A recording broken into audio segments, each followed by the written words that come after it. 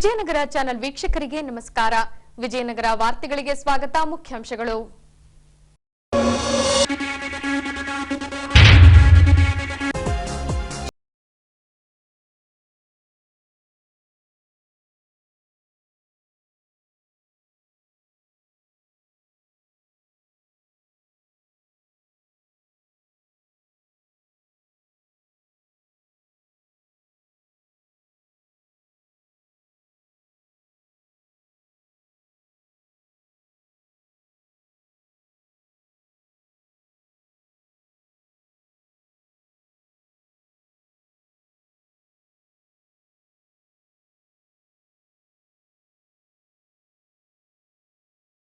ಉದ್ದಕ್ಕೂ ಹೆಜ್ಜೆ ಹಾಕಿ ಸಂಭ್ರಮಿಸಿದ ಹನುಮಾನ್ ಮಹಿಳಾ ಮಂಡಳಿ. ಈಗ ವಾರ್ತೆಗಳ ವಿವರ. 2023ರ ಮೇ ತಿಂಗಳ 10ರಂದು ಕರ್ನಾಟಕ ರಾಜ್ಯದ 224 ವಿಧಾನಸಭಾ ಕ್ಷೇತ್ರಗಳಿಗೆ ಚುನಾವಣಾ ಪ್ರಕ್ರಿಯೆ ನಡೆಯಲಿದೆ. ಈಗಾಗಲೇ ಮಾದರಿ ನೀತಿ ಸಂಹಿತೆ ಜಾರಿಗೊಳಿಸಲಾಗಿದ್ದು, ಶಾಂತತೆಯಿಂದ ಮತದಾನ ನಡೆಸುವ ನಿಟ್ಟಿನಲ್ಲಿ ಪೊಲೀಸ್ ಇಲಾಖೆಯಿಂದ ತೆಗೆದುಕೊಳ್ಳಬೇಕಾದ ಅಗತ್ಯ ಮುಂಜಾಗೃತಾ ಕ್ರಮಗಳನ್ನು ಜರುಗಿಸಿದೆ. ಹೌದು, ಮೇ 10ರಂದು ನಡೆಯಲಿರುವ ವಿಧಾನಸಭಾ ಚುನಾವಣೆಯ ಹಿನ್ನೆಲೆ ಕುರಿತಾಗಿ ಮಾಧ್ಯಮ ಮಿತ್ರರೊಂದಿಗೆ ಮಾಹಿತಿ ಹಂಚಿಕೊಂಡ ವಿಜಯನಗರ ಜಿಲ್ಲಾ ಪೊಲೀಸ್ ವರಿಷ್ಠಾಧಿಕಾರಿ ಹರಿಬಾಬುರವರು ಚುನಾವಣೆಯನ್ನ ಶಾಂತತೆಯಿಂದ ನಡೆಸುವ ನಿಟ್ಟಿನಲ್ಲಿ ಕ್ರಿಮಿನಲ್ ಬ್ಯಾಕ್ಗ್ರೌಂಡ್ ಇರುವ ಆರೋಪಿಗಳನ್ನ ಪತ್ತೆ ಮಾಡಿ ಅಂತವರನ್ನ ಗಡಿಪಾರು ಮಾಡಲಾಗುವುದು. ಈಗಾಗಲೇ 28 ಆರೋಪಿಗಳನ್ನ ಗಡಿಪಾರು ಮಾಡಲು ಸಬ್ ಡಿವಿಷನ್ ಮ್ಯಾಜಿಸ್ಟ್ರೇಟರ್ ಹತ್ತಿರ ಪ್ರಸ್ತಾವನೆ ಸಲ್ಲಿಸಲಾಗಿ 10 ಜನರನ್ನ ಗಡಿಪಾರು ಮಾಡಲು ಪರವಾನಗಿ ನೀಡಲಾಗಿದ್ದು, ಉಳಿದವರ ಕುರಿತು ವಿಚಾರಣೆ ನಡೆಯುತ್ತಿದೆ ಎಂದಿದ್ದಾರೆ. ಅದೇ ರೀತಿ ಗನ್ ಹಾಗೂ ಲೈಸೆನ್ಸ್ಗಳನ್ನ ಪೊಲೀಸ್ ಇಲಾಖೆಗೆ ಒಪ್ಪಿಸುವಂತೆ ಈಗಾಗಲೇ ಗನ್ ಮಾಲೀಕರಿಗೆ ಸೂಚಿಸಲಾಗಿದೆ. ಮತದಾನದ ದಿನದವರೆಗೆ ತೆಗೆದುಕೊಳ್ಳಬೇಕಾದ ಅಗತ್ಯ ಬಂದೋಬಸ್ತ್ ಮಾಡಿಕೊಳ್ಳಲಾಗಿದೆ ಎಂದು ತಿಳಿಸಿದ್ದಾರೆ. ಮುಂಜಾಗ್ರತಾ ಕ್ರಮ 107 CRPC ಪ್ರಕಾರ ಈಗಾಗಲೇ ಕ್ರಮ ಕೈಗೊಂಡಿದ್ದೀವಿ. ಈಗಾಗಲೇ ಕ್ರಿಮಿನಲ್ ಬ್ಯಾಕ್ಗ್ರೌಂಡ್ ಇರುವಂಥ ಆರೋಪಿಗಳನ್ನ ಕೂಡ ನಾವೀಗಾಗಲೇ ಪತ್ತೆ ಮಾಡಿ ಅಂಥವ್ರ ಮೇಲೆ ಈಗಾಗಲೇ ಮಾನ್ಯ DC ಸರ್ ಹೇಳಿದ್ರು, ಗಡಿಪಾರು ಮಾಡುವಂಥದ್ದಾಗಲಿ ಒಂದು ಗೂಂಡ್ ಆ್ಯಕ್ಟ್ ಪ್ರಪೋಸಲ್ ಕೂಡ ನಾವು ಕೊಟ್ಟಿದ್ದೀವಿ. ಅದು ಕೂಡ ಪ್ರಸ್ತಾವನೆ ಹಂತದಲ್ಲಿದೆ. ಸೊ ಅದನ್ನು ಕೂಡ ಜಾರಿ ಮಾಡಲಿಕ್ಕೆ ವ್ಯವಸ್ಥೆ ಆಗುತ್ತೆ. ಗಡಿಪಾರು 28 ಜನದ ಮೇಲೆ ಪ್ರಸ್ತಾವನೆ ಸಲ್ಲಿಸಿದ್ವಿ. ಅದನ್ನು 10 ಜನದ ಈಗಾಗಲೇ ಜಾರಿಯಾಗಿದೆ. ಇನ್ನು ಉಳಿದಂಥದ್ದು ವಿಚಾರಣಾ ಹಂತದಲ್ಲಿದೆ. ಸಬ್ ಡಿವಿಷನ್ ಮ್ಯಾಜಿಸ್ಟ್ರೇಟ್ ಹತ್ರ ವಿಚಾರಣಾ ಹಂತದಲ್ಲಿದೆ. ಹಾಗಾಗಲೇ ಬೇರೆ ಜಿಲ್ಲೆಗಳು ಬೀದರ್, ಚಿಕ್ಕಮಗಳೂರು ಗಡಿಪಾರಿಂದ ಪಾರಾಗಲಿಕ್ಕೆ ಅವರು ಅಪೀಲ್ ಹೋಗಬೇಕಾಗ್ತದೆ. ಸರ್ಕಾರಕ್ಕೆ ಹೋಗ್ಲಿಕ್ಕೆ ಮಾತ್ರ ಅವಕಾಶ ಇದೆ. ಈಗ ಮೊದಲನೇದಾಗಿ ಚೆಕ್ ಪೋಸ್ಟ್ಗಳಲ್ಲಿ ಏನು ಇಲಿಗಲ್ ಮೂವ್ಮೆಂಟ್ಸ್ ನಡೀತಾ ಇದೆ, ಸೊ ಅದರಗಳ ಬಗ್ಗೆ ನಾವು ಒಂದು ನೈಬರಿಂಗ್ ಡಿಸ್ಟ್ರಿಕ್ಟ್ಸ್ಗಳ ಜೊತೆ ಸುಮಾರು 6 ಜಿಲ್ಲೆಗಳು ನಮ್ಮ ವಿಜಯನಗರ ಜಿಲ್ಲೆಗೆ ಹೊಂದಿಕೊಂಡಂಥ ಇರುವಂಥ ಜಿಲ್ಲೆಗಳು ಎಲ್ಲರ ಜೊತೆ ನಾವು ಈಗ ಬಾರ್ಡರ್ ಕ್ರೈಮ್ ಮೀಟಿಂಗ್ ನಾವು ಈಗಾಗಲೇ ಮಾಡಿದ್ದೀವಿ. ಎಲ್ಲೆಲ್ಲಿ ನಮ್ಮಲ್ಲಿ ಫ್ರೀ ಆ್ಯಂಡ್ ಫೇರ್ ಎಲೆಕ್ಷನ್ ಮಾಡಲಿಕ್ಕೋಸ್ಕರ ಬಾರ್ಡರ್ ಏರಿಯಾಗಳಲ್ಲಿರುವಂತಹ NBW ಅಂದರೆ ನಾನ್ ಬೇಲಬಲ್ ವಾರೆಂಟ್ ಇರುವಂಥ ಆರೋಪಿಗಳು, ಈ ಹಿಂದೆ ಅಪರಾಧ ಚರಿತ್ರೆ ಇರುವಂಥ ವ್ಯಕ್ತಿಗಳ ಬಗ್ಗೆ ಮತ್ತೊಂದು ಜಿಲ್ಲೆಗೆ ನೀವೆಲ್ಲವನ್ನು ಕೋಆರ್ಡಿನೇಷನ್ ಮಾಡಿಕೊಂಡು ಅವ್ರದ್ದು ಲಿಸ್ಟನ್ನು ನಮಗೆ ಶೇರ್ ಮಾಡಿದ್ದಾರೆ, ನಮ್ಮ ಲಿಸ್ಟನ್ನು ಅವ್ರಿಗೆ ಶೇರ್ ಮಾಡಿದ್ದಾರೆ. ಇದೆಲ್ಲ ಮಾಡಿಕೊಂಡು ಅವ್ರ ಲಿಮಿಟಲ್ಲಿ ಏನಾದರೂ ಅವ್ರು ವಾಸ ಮಾಡ್ತಿದ್ರೆ ಅವ್ರ ಮೇಲೆ ಅವ್ರನ್ನ ನಿಗಾವಣೆ ಇಡೋಂಥದ್ದು, ಅವರ ಮತದಾರರು ಅಥವಾ ನಮ್ಮ ವಾಸ ಮಾಡ್ತಾ ಇದ್ರೆ ಅವ್ರ ಮೇಲೆ ನಾವು ನಿಗಾ ಇಡೋಂಥದ್ದು ಕೂಡ ನಾವು ಮಾಡ್ತಾ ಇದ್ದೀವಿ. ಈಗ ಗನ್ ಲೈಸೆನ್ಸಿಗೆ ಸಂಬಂಧಪಟ್ಟಾಗಲೇ ಹೇಳಿದ್ರು ಸರ್. ಸೊ ಅವ್ರನ್ನೆಲ್ಲ ಜಮಾ ಮಾಡಲಿಕ್ಕೆ ಅಂತದ್ದು ಪ್ರಾರಂಭ ಮಾಡ್ತೀವಿ ಕೆಲಸ. ಮೆನ್ ಡಿಪ್ಲಾಯ್ಮೆಂಟ್ ಈಗ ನಮಗೆ ಹೇಳಬೇಕು ಅಂತ ಹೇಳಿದ್ರೆ ಮತದಾನದ ದಿನದವರೆಗೆ ಹೊರತುಪಡಿಸಿ ನಮಗೀಗ EVM ಗಾರ್ಡ್ಸ್ ಏನು ನಾವು ಪ್ರೊವೈಡ್ ಮಾಡಿದ್ದೀವಿ, ಅದು ಟ್ರೆಷರಿ ಗಾರ್ಡ್ಸ್ ಏನು ಪ್ರೊವೈಡ್ ಮಾಡಿದ್ದೀವಿ, ಅದನ್ನು ಬಿಟ್ಟು ಚೆಕ್ ಪೋಸ್ಟ್ಗಳಿಗೆ ಹಾಕಿದ್ದೀವಿ. ಫ್ಲೈಯಿಂಗ್ ಸ್ಕ್ವಾಡಲ್ಲಿ ನಮ್ಮ ಪೊಲೀಸ್ ಇದು ಹಂತದಲ್ಲಿ ಕೆಲಸಗಳು ನಡೀತಾ ಇದೆ. ಇದನ್ನು ಹೊರತುಪಡಿಸಿ ರೆಗ್ಯುಲರ್ ಡ್ಯೂಟಿ ಆಗುವಂಥ ನಿರಂತರವಾಗಿ ಬೀಟ್ಗಳು ಕಳಿಸುವಂಥದ್ದು, ಸರ್ಪ್ರೈಸ್ ಬೀಟ್ಗಳು ಕಳಿಸೋದು, ರಾತ್ರಿ ಹೊತ್ತು ನೈಟ್ ರೌಂಡ್ಸ್ನ ಹೆಚ್ಚು ಮಾಡುವಂಥದ್ದು ಫೋಕಸ್ ಮಾಡ್ತೀವಿ ಇನ್ನು ಮುಂದೆ. ವಿದ್ಯಾರ್ಥಿ ಡಿಸಿಯ ಪ್ರಥಮ ಹಾಗೂ ಮಹತ್ತರ ಘಟ್ಟವಾದ SSLC ಪರೀಕ್ಷೆಗಳು ದಿನಾಂಕ 31ರಿಂದ ರಾಜ್ಯವ್ಯಾಪಿ ಏಕಕಾಲಕ್ಕೆ ಪ್ರಾರಂಭಗೊಂಡಿವೆ. ಇತ್ತ ಹೊಸಪೇಟೆ ತಾಲೂಕಿನಲ್ಲಿ 21 ಪರೀಕ್ಷಾ ಕೇಂದ್ರಗಳಲ್ಲಿ 5915 ವಿದ್ಯಾರ್ಥಿಗಳು ಪರೀಕ್ಷೆ ಬರೆಯಲಿದ್ದಾರೆ. ಹೌದು, ಸಾರ್ವಜನಿಕ ಪ್ರೌಢಶಿಕ್ಷಣ ಮಂಡಳಿಯಿಂದ ದಿನಾಂಕ 31ರಿಂದ ಏಪ್ರಿಲ್ 15ರವರೆಗೆ 10ನೇ ತರಗತಿ ಪರೀಕ್ಷೆಗಳನ್ನು ನಡೆಸಲಾಗುತ್ತಿದೆ. ಹೀಗೆ ಪ್ರಥಮ ದಿನದಂದು ಅತ್ಯಂತ ಹುಮ್ಮಸ್ಸಿನಿಂದ ಪರೀಕ್ಷಾ ಕೇಂದ್ರಗಳಿಗೆ ಆಗಮಿಸಿದ 10ನೇ ತರಗತಿ ವಿದ್ಯಾರ್ಥಿಗಳು ತಾವು ಪರೀಕ್ಷೆ ಬರೆಯುವ ರೂಮ್ ನಂಬರ್ ಹಾಗೂ ಡೆಸ್ಕ್ ಹುಡುಕುವಲ್ಲಿ ತೊಡಗಿಸಿಕೊಂಡಿದ್ದರು. ಪರೀಕ್ಷೆ ಹಿನ್ನೆಲೆಯಲ್ಲಿ ಶಿಕ್ಷಣ ಇಲಾಖೆಯಿಂದ ಸೂಕ್ತ ವ್ಯವಸ್ಥೆ ಕಲ್ಪಿಸಲಾಗಿತ್ತು. ಇನ್ನು ಈ ಅಂಶಕ್ಕೆ ಸಂಬಂಧಿಸಿದಂತೆ ಕ್ಷೇತ್ರ ಶಿಕ್ಷಣಾಧಿಕಾರಿ ಚನ್ನಬಸಪ್ಪನವರು ವಿಜಯನಗರ ವಾಹಿನಿಯೊಂದಿಗೆ ಮಾತನಾಡಿ, ಹೊಸಪೇಟೆ ತಾಲೂಕಿನಲ್ಲಿ 21 ಪರೀಕ್ಷಾ ಕೇಂದ್ರಗಳನ್ನು ತೆರೆಯಲಾಗಿ 5,915 ವಿದ್ಯಾರ್ಥಿಗಳು ಪರೀಕ್ಷೆ ಬರೆಯಲಿದ್ದಾರೆ. ವಿದ್ಯಾರ್ಥಿಗಳಿಗೆ ಬೇಕಾದ ಆಸನ, ನೀರು, ಶೌಚಾಲಯದ ವ್ಯವಸ್ಥೆ ಕಲ್ಪಿಸಿಕೊಡಲಾಗಿದೆ. ನಕಲು ನಡೆಯದಂತೆ ಮೊಬೈಲ್ ಸ್ಕ್ವಾಡ್ ನಿಯೋಜಿಸಲಾಗಿದೆ. ಅದೇ ರೀತಿ ಅಹಿತಕರ ಘಟನೆ ನಡೆಯದಂತೆ ಸೂಕ್ತ ಪೊಲೀಸ್ ಬಂದೋಬಸ್ತ್ ಮಾಡಲಾಗಿದೆ ಎಂದು ತಿಳಿಸಿದ್ದಾರೆ.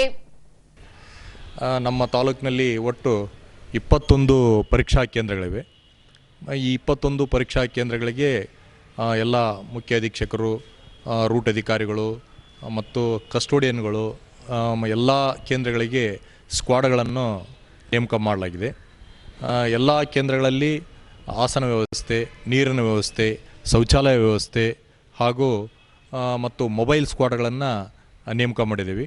ಎಲ್ಲ ಪರೀಕ್ಷಾ ಕೇಂದ್ರಗಳಿಗೆ ಈಗಾಗಲೇ ಮುಂಜಾನೆ 9 ಗಂಟೆಗೆ ಎಲ್ಲ ಪ್ರಶ್ನೆ ಪತ್ರಿಕೆಗಳೆಲ್ಲ ಕಡೆಗೆ ತಲುಪಿದ್ದಾವೆ ಮತ್ತು ವ್ಯವಸ್ಥೆಯನ್ನು ಸಹಿತ ಭಾಳಷ್ಟು ಕ್ರಮಬದ್ಧವಾಗಿ ಮಾಡಿರ್ತೇವೆ. ಈ ಯಾವುದೇ ಪರೀಕ್ಷಾ ಕೇಂದ್ರದಲ್ಲಿ ಯಾವುದೇ ಅಹಿತಕರ ಘಟನೆಗಳು ನಡೆಯದಂತೆ ಈಗಾಗಲೇ ಪೊಲೀಸ್ ಬಂದೋಬಸ್ತನ್ನು ಸಹಿತ ಮಾನ್ಯ ಜಿಲ್ಲಾಧಿಕಾರಿಗಳ ಒಂದು ಸಭೆಯಲ್ಲಿ ತಿಳಿಸಿದಂತೆ ಮಾಡಲಾಗಿದೆ. ಈ ಒಂದು ಪರೀಕ್ಷಾ ನಡೆಸೋಕ್ಕಿಂತ ಮುಂಚಿತವಾಗಿ ನಾವು ಆಗಲೇ ಹಲವಾರು ಸಭೆಗಳನ್ನು ಮಾಡಿದ್ದೇವೆ. ಮಾನ್ಯ ಜಿಲ್ಲಾಧಿಕಾರಿಗಳ ನೇತೃತ್ವದಲ್ಲಿ ಮತ್ತು ಮಾನ್ಯ CEO ಮತ್ತು ಸಹಾಯಕ ಆಯುಕ್ತರ ನೇತೃತ್ವದಲ್ಲಿ ಒಂದು ಸಭೆಯನ್ನು ಮಾಡಲಾಗಿದೆ. ಹಾಗೆಯೇ ಮತ್ತು ನಮ್ಮ ಮಾನ್ಯ ಉಪನಿರ್ದೇಶಕರ ನೇತೃತ್ವದಲ್ಲಿ ಸಹಿತ ಎಲ್ಲ ಮುಖ್ಯ ಅಧೀಕ್ಷಕರ ಸಭೆಯನ್ನು ಸಹಿತ ಮಾಡಲಾಗಿದೆ. ಹಾಗೆಯೇ ಮತ್ತು ನಾವು ತಾಲೂಕು ಮಟ್ಟದಲ್ಲಿ ಮಾನ್ಯ ತಹಸೀಲ್ದಾರು ಮತ್ತು ನಮ್ಮ ಎಲ್ಲ ಮುಖ್ಯ ಅಧೀಕ್ಷಕರ ಜೊತೆಗೂಡಿ ಪರೀಕ್ಷೆಗಳನ್ನು ಅತ್ಯಂತ ಕ್ರಮಬದ್ಧವಾಗಿ ನಡೆಸಬೇಕೆನ್ನುವಂತಹ ದೃಷ್ಟಿಯಿಂದ ಸಭೆಗಳನ್ನು ಮಾಡಿ ಎಲ್ಲರಿಗೂ ಸೂಚನೆಗಳನ್ನು ನೀಡಲಾಗಿದೆ. ಒಟ್ಟಾರೆಯಾಗಿ 5,915 ಮಕ್ಕಳು ಈ ದಿನ ಪರೀಕ್ಷೆಗೆ ಕುಳಿತುಕೊಂಡಿರ್ತಾರೆ. ಈಗ ಪರೀಕ್ಷೆಗಳು 10ವರೆಗೆ ಪ್ರಾರಂಭ ಆಗ್ತವೆ. ಎಲ್ಲ ಸಿದ್ಧತೆಗಳು ಅತ್ಯಂತ ಅಚ್ಚುಕಟ್ಟಾಗಿ ಮಾಡಿರ್ತೇವೆ. ಯಾವುದೇ ಅಹಿತಕರ ಘಟನೆಗಳು ಆಗದಂತೆ ಮುಂಜಾಗ್ರತೆಯಿಂದ ಪರೀಕ್ಷೆಗಳನ್ನು ಸಿದ್ಧತೆಗಳನ್ನು ಮಾಡಿಕೊಂಡು ಪರೀಕ್ಷೆಗಳನ್ನು ಪ್ರಾರಂಭ ಮಾಡಿದ್ದೇವೆ. Thank you. ದಿನಾಂಕ 30ರಂದು ನಗರದ 5ನೇ ವಾರ್ಡ್ ರಾಣಿಪೇಟೆಯಲ್ಲಿ ಸವಿತಾ ಸಮಾಜದಿಂದ ರಾಮನವಮಿ ಧಾರ್ಮಿಕ ಕಾರ್ಯಕ್ರಮ ಹಮ್ಮಿಕೊಳ್ಳಲಾಗಿತ್ತು. ಈ ಭಾಗವಾಗಿ ಸವಿತಾ ಸಮಾಜದ ಯುವಕರಿಂದ ಹಂಪಿಯಿಂದ ಜ್ಯೋತಿ ತಂದು ಬೆಳಗಿಸಿದ ಬಳಿಕ ವಿಶೇಷ ಪೂಜೆಗೈದು ನೆರೆದವರಿಗೆ ಅನ್ನಸಂತರ್ಪಣೆ ನಡೆಸಿ ಸಂಜೆ ವೇಳೆ ಶ್ರೀರಾಮನ ಭಾವಚಿತ್ರದ ಮೆರವಣಿಗೆ ನಡೆಸುವ ಮೂಲಕ ಲೋಕ ಕಲ್ಯಾಣಕ್ಕಾಗಿ ಪ್ರಾರ್ಥಿಸಲಾಯಿತು.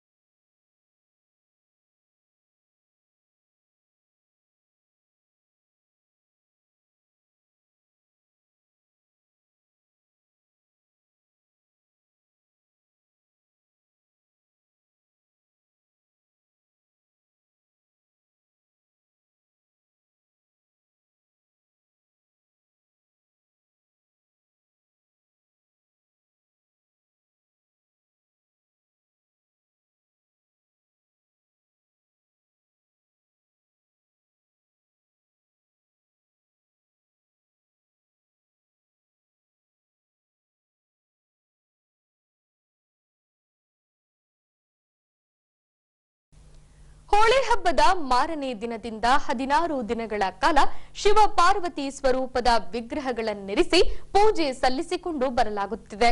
ಈ ರೀತಿಯ ಧಾರ್ಮಿಕ ಕಾರ್ಯಕ್ರಮವನ್ನ ಹೊಸಪೇಟೆಯ ಎಂಜೆ ನಗರದಲ್ಲಿ ಬರುವ ಹನುಮಾನ್ ಮಹಿಳಾ ಮಿತ್ರ ಮಂಡಳಿಯಿಂದ ಪ್ರತಿ ವರ್ಷ ನೆರವೇರಿಸಿಕೊಂಡು ಬರಲಾಗುತ್ತಿದೆ. ಹೀಗೆ 16 ದಿನಗಳ ಕಾಲ ಪೂಜಿತಗೊಂಡ ಶಿವ ಪಾರ್ವತಿ ಸ್ವರೂಪದ ವಿಗ್ರಹಗಳನ್ನ ಸಿಂಗರಿಸಿದ ತೆರೆದ ವಾಹನದಲ್ಲಿರಿಸಿ ವಿಸರ್ಜನೆ ಮಾಡುವ ಹಿನ್ನೆಲೆಯಲ್ಲಿ ಮೆರವಣಿಗೆ ನಡೆಸಲಾಯಿತು. ಹೀಗೆ ದಾರಿಯುದ್ದಕ್ಕೂ ಮಹಿಳೆಯರು ಸಂಗೀತನಾದಕ್ಕೆ ಹೆಜ್ಜೆ ಹಾಕುವ ಮೂಲಕ ಸಾಗಿ ಬಂದರು. ಇನ್ನು ಮುತ್ತೈದೆ ಭಾಗ್ಯ ಗಟ್ಟಿಯಾಗಿರಲೆಂಬ ಉದ್ದೇಶದಿಂದ 16 ದಿನಗಳ ಕಾಲ ಶಿವ ಪಾರ್ವತಿ ಸ್ವರೂಪದ ವಿಗ್ರಹಗಳನ್ನ ಪೂಜಿಸಿ 16ನೇ ದಿನದಂದು ಕಾಲುವೆಯಲ್ಲಿ ವಿಗ್ರಹಗಳನ್ನ ವಿಸರ್ಜಿಸಲಾಗುತ್ತದೆ ಎಂದು ಮೆಹರವಾಡಿ ಸಮುದಾಯದ ಮಹಿಳೆಯರು ಈ ವೇಳೆ ತಿಳಿಸಿದ್ದಾರೆ.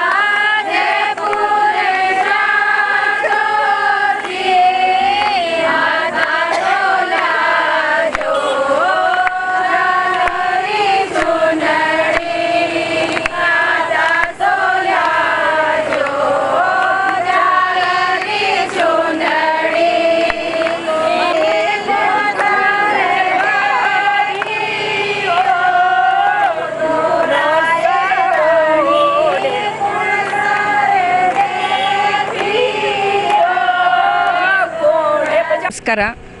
ಇದು ಹನುಮಾನ ಮಿತ್ರ ಮಂಡಳಿ ಎಲ್ಲ ಲೇಡೀಸ್ ಗ್ರೂಪ್ ಎಲ್ಲ ಸೇರಿ ಮಾರ್ವಾಡಿ ಎಲ್ಲರೂ ಹನುಮಾನ್ ಮಿತ್ರ ಮಂಡಳಿಯಿಂದ ಗನ್ಗೋರ್ ಪೂಜಾ ಅಂತ ಮಾಡಿದ್ದಾರೆ. ಹೋಳಿ ಹಬ್ಬದ 16 ದಿನದ ಈಶ್ವರ ಪಾರ್ವತಿದು ಒಂದು ಮುತ್ತೈದೆಗೆ ಎಲ್ಲ ಸೌಭಾಗ್ಯ ಕೊಡಲಿ ಅಂಥೇಳಿ ಮಾಡಿರೋ ಪೂಜಾ. ಎಲ್ಲರಿಗೂ ಒಳ್ಳೆಯದಾಗಲಿ ಅಂಥೇಳಿ ಕೇಳಿಕೊಂಡು ಇವತ್ತು ವಿಸರ್ಜನೆಗೆ ಹೊರಟಿದ್ದೀವಿ. ಕೆನಾಲಿಗೆ ಹೊರಟಿದ್ದೀವಿ. ರೈಲ್ವೆ ಸ್ಟೇಷನ್ ಕೆನಾಲ್ ಹತ್ರ ಹೊರಟಿದ್ದೀವಿ.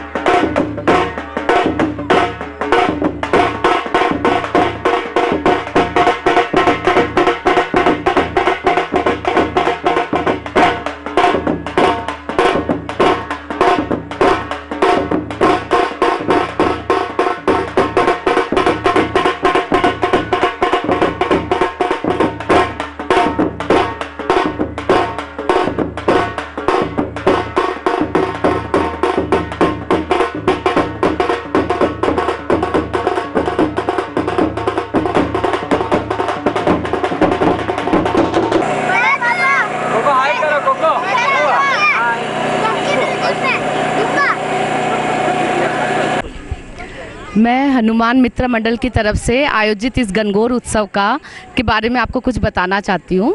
ये हमारा 16 दिन का त्यौहार है। ये शिवजी और पार्वती जी का रूप ही है। ये हमारे ईश्वर और गौरी जी हैं।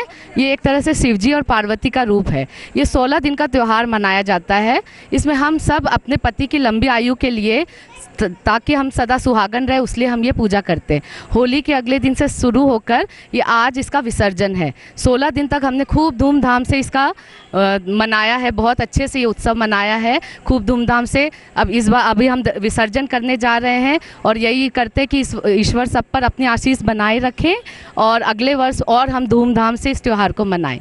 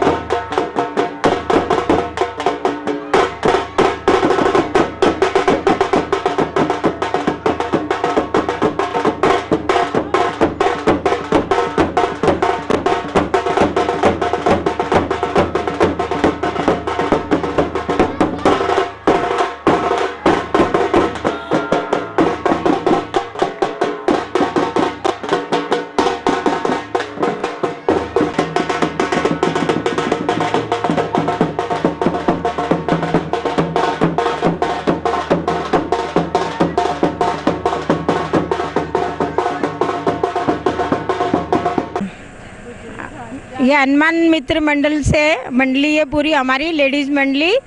तो ये 16 दिन पूजा करते हैं हम गणगौर की, ईश्वर पार्वती की पूजा करते हैं।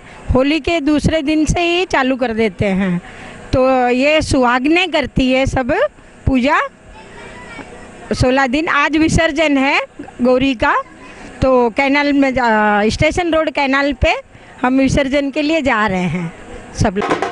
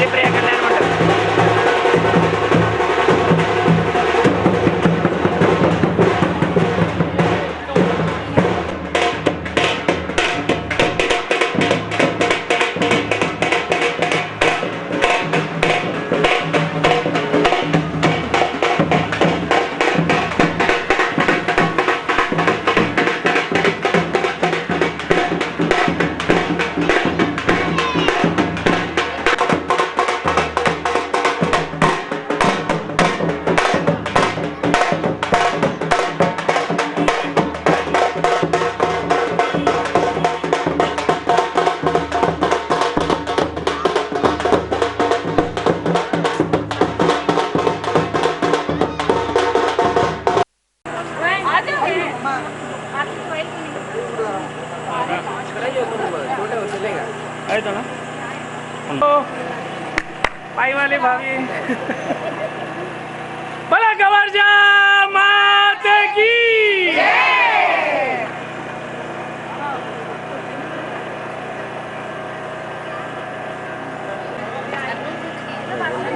ಇದು ಮಾತು ಹೇಳ್ತಾರೆ ಇದು ಬಗ್ಗೆ ಮಾಡ್ತಾರಂತ ಕನ್ನಡದಲ್ಲಿ. ಈಗ ಪೊಲೀಸ್ ಪ್ರಕಟಣೆ. ಎಷ್ಟೇ ಹಳೆಯ ಬಂಗಾರವಿರ್ಲಿ ಪಾಲಿಶ್ ಮಾಡಿದ ಮೇಲೆ ಹೊಚ್ಚ ಹೊಸದೇ ರೀತಿಯಲ್ಲಿ ಕಾಣ್ತದೆ ತಾಯಿ ನೋಡಿ.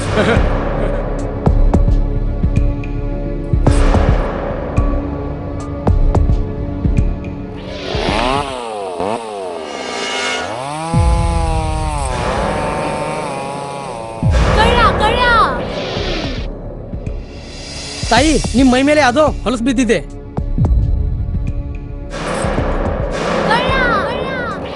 ಇಲ್ಲಿ ತಾಯಿ ನಾನು ಪೊಲೀಸ್.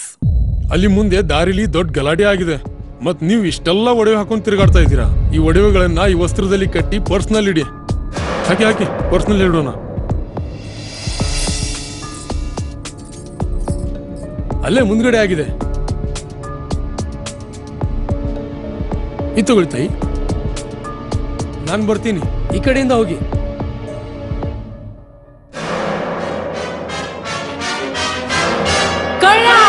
ಇಂತಹ ಮೋಸದ ಸಂಗತಿ ನಿಮಗೂ ನಡೆಯಬಹುದು. ತಮ್ಮ ಬೆಲೆ ಬಾಳುವ ಒಡವೆ ಆಭರಣ ವಸ್ತುಗಳನ್ನು ಎಚ್ಚರಿಕೆಯಿಂದ ಕಾಪಾಡಿ.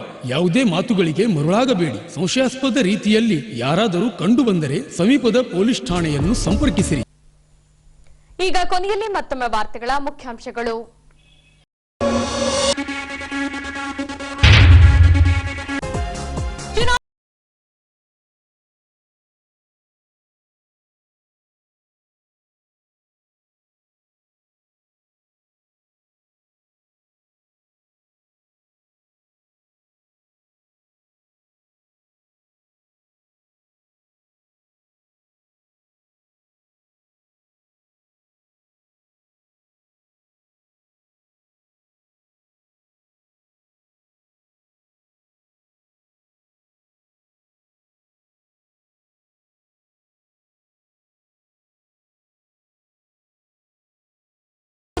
ಹೆಜ್ಜೆ ಹಾಕಿ ಸಂಭ್ರಮಿಸಿದ ಹನುಮಾನ್ ಮಹಿಳಾ ಮಂಡಳಿ.